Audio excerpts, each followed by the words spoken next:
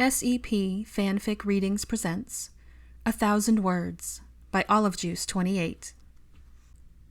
Chapter 3. The Verdict. Draco's trial was set for July 18th, and that morning he woke hours before the guards brought him his breakfast. He was allowed a change of prison robes and a chance to wash up and attempt to make himself look slightly more presentable before being escorted to the ministry. He wasn't sure what to expect. Harry had said that some trials drew quite the crowd, like his father's, but others consisted of just the accused, any witnesses, and the members of the Wizengamot.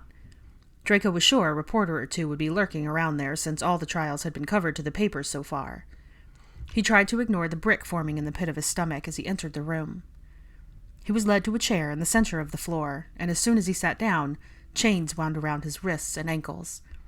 He glanced about quickly, but only members of the Wizengamot were present, and he started to get nervous. Harry said he would be there.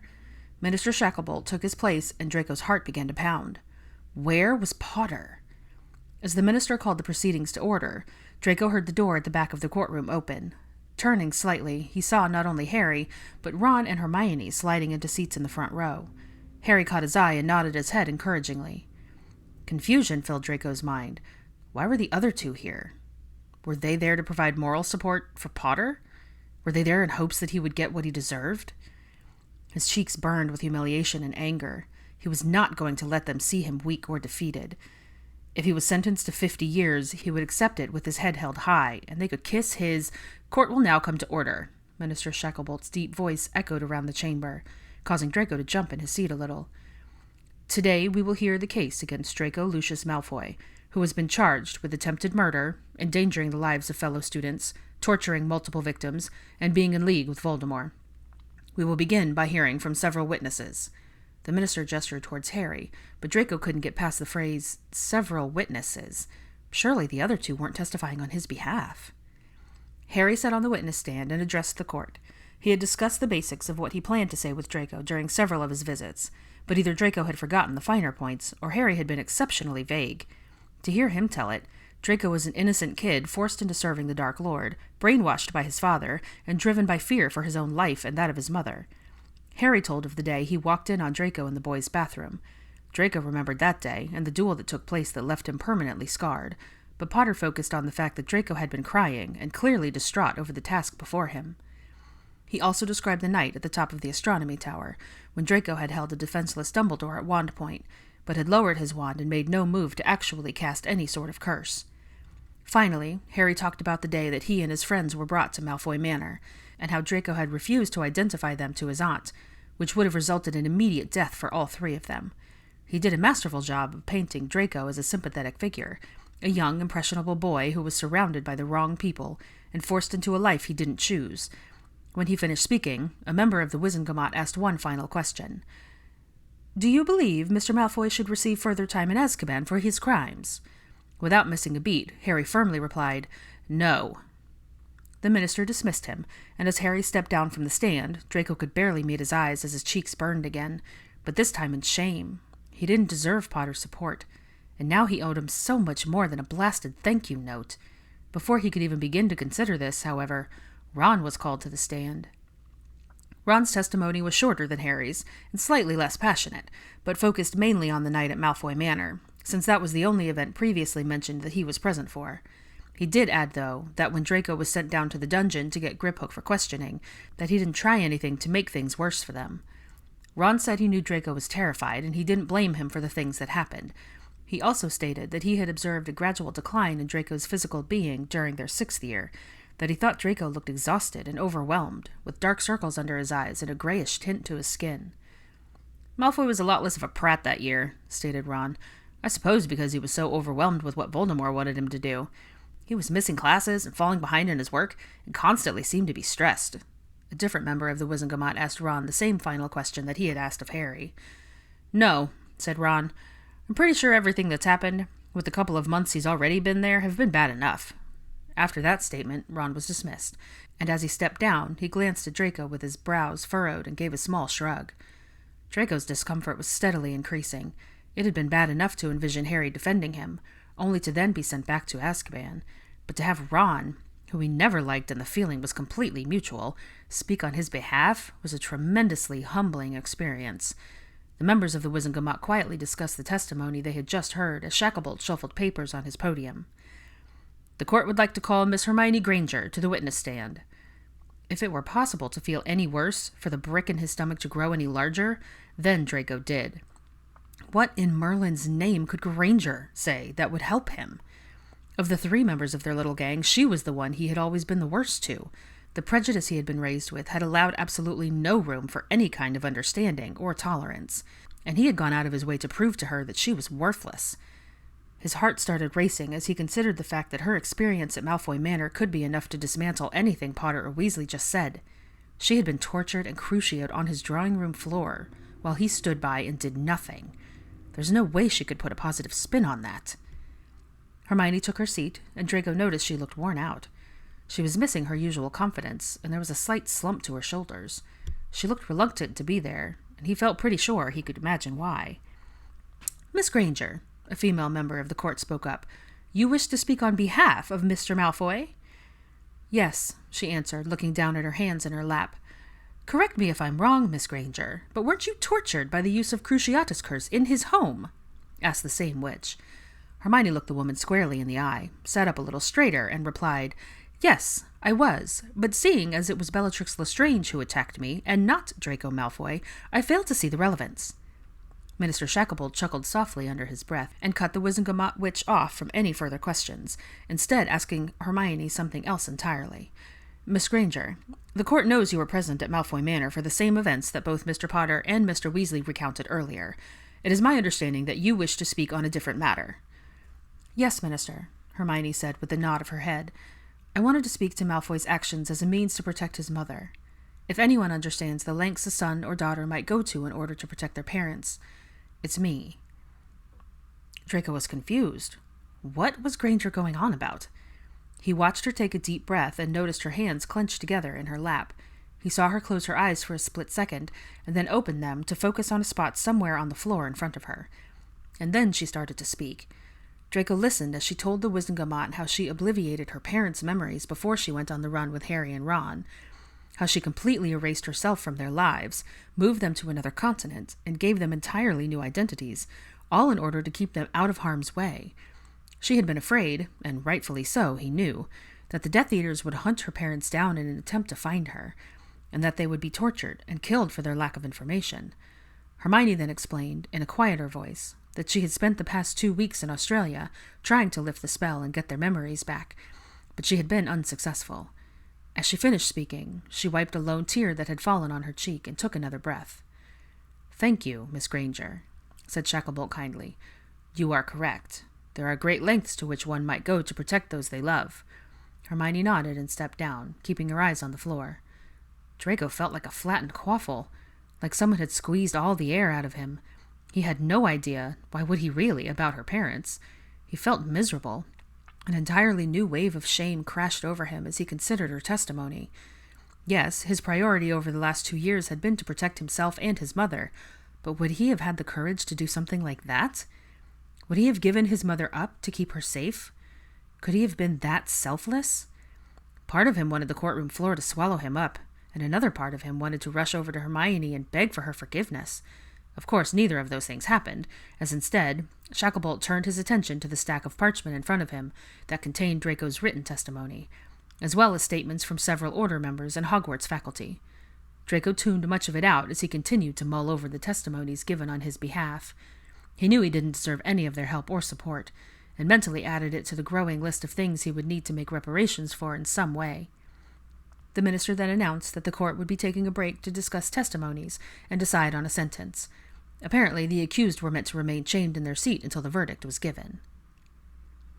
The break Shacklebolt spoke of consisted of him casting a silencing charm that spread the length of the benches upon which the members of the Wizengamot sat. Draco tried to school his face to look impassive, as if their deliberations meant little to him, but he couldn't help watching as they discussed his fate.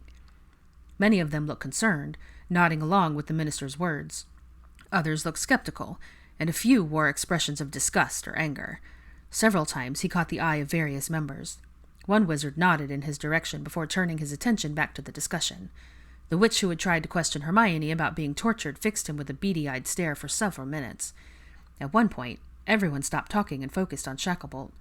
When he finished speaking, Draco watched as a majority of the members raised their hands.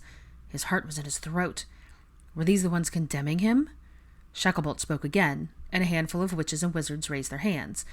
Draco noticed that they had sterner, harder expressions on their faces. He assumed that was the end of their deliberations, but Shacklebolt continued to speak. As he went on, again, a majority of the members nodded in agreement, and at the end raised their hands. A few of those who had been part of the minority previously raised their hands as well. Only 4 wizards and 1 witch refrained this time, all of them looking gravely disapproving, but resigned to the outcome. Glancing over his shoulder, Draco saw the golden trio still sitting in the same spot, talking quietly together. Harry looked up and caught his eye, and raised his eyebrows in a maybe we're in luck sort of gesture. Draco nodded once and turned back to the front as the minister waved his wand, removing the spell and prepared to conclude the trial. Ladies and gentlemen, esteemed members of the Wizengamot, a verdict has been reached in the case of Draco Lucius Malfoy. Draco went cold. His mouth drier than a desert, his heart pounding at his ears to the point he was afraid he wouldn't be able to hear the verdict properly. It is the belief of the majority of this court that Mr. Malfoy should not be held fully responsible for his actions while under the command of Voldemort. The tasks he was given were not optional, and he undertook them solely to preserve his own life and that of his mother. He did not murder Albus Dumbledore, nor did he turn Mr. Potter, Mr. Weasley, or Miss Granger over to the Death Eaters. Draco was pretty sure all of the blood had left his face at this point, and his hand started shaking. Was the minister really giving evidence of his innocence? While Mr. Malfoy has undoubtedly made some questionable decisions of his own, it is in the opinion of the court that none of his actions are worthy of further time in Azkaban. Due to his age and lack of consent to his situation, Mr. Malfoy will be sentenced to 3 years probation. This period of time will be a combination of house arrest, community service, and the completion of his 8th year at Hogwarts School of Witchcraft and Wizardry. He will be appointed a ministry-approved liaison who will meet with him regularly and will accompany him any time he needs to leave Malfoy Manor. His wand will remain in ministry custody for the duration of the summer holiday. At this point, Shacklebolt looked directly into Draco's wide eyes. Mr. Malfoy, this court is giving you a second chance. Use it to do something positive with your life, something for the greater good. Draco nodded and croaked out, Yes, sir. I will. The minister smiled kindly. I'm sure you will. I expect great things from you, Draco. With a wave of his wand, the restraints on Draco's wrist and ankles went slack, and the buzz of quiet conversation filled the courtroom. Draco continued to sit, dumbstruck, in his seat. He was free. He was going home. His throat felt tight and his hands were still shaking. He didn't know how long he'd sat there and when he noticed a pair of trainers shuffle into view. Looking up, he saw Harry standing there, hands in his pockets and a wide grin on his face. "Didn't I say you'd be next?" he asked. "Yeah," said Draco. I can't tell you." He heaved a big sigh. "Thank you, Potter.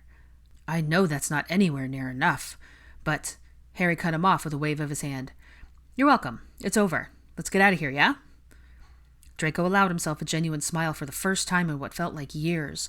His heart, though still pounding, felt much lighter, and he stood and held his hand out to his former rival.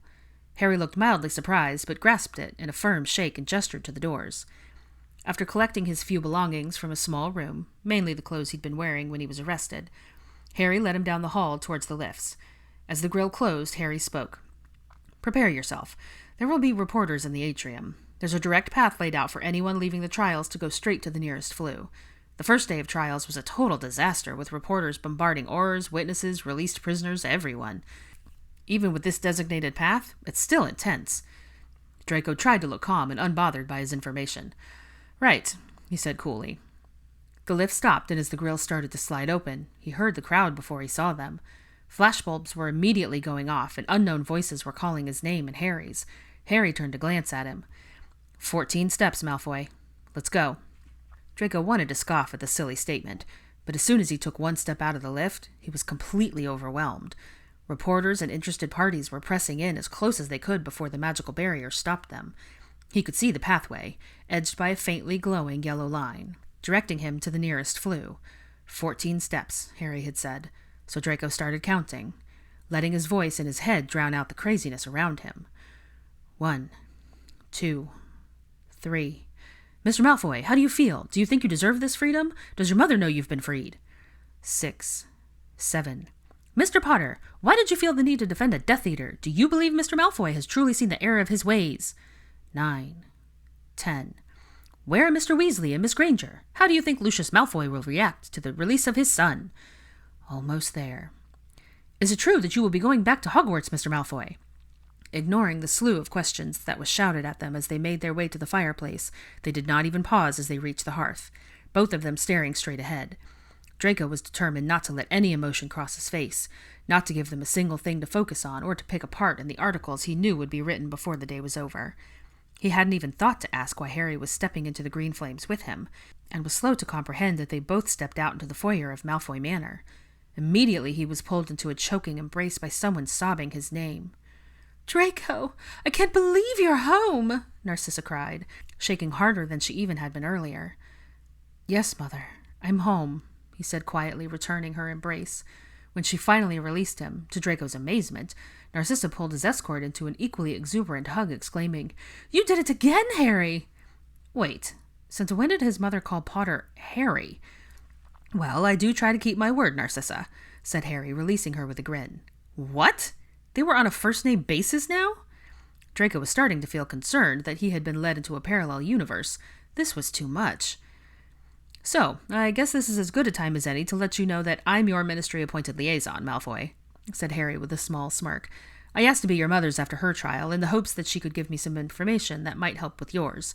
Kingsley agreed to let me take you on as well, since I already have to come here every week to comply with the terms of her probation."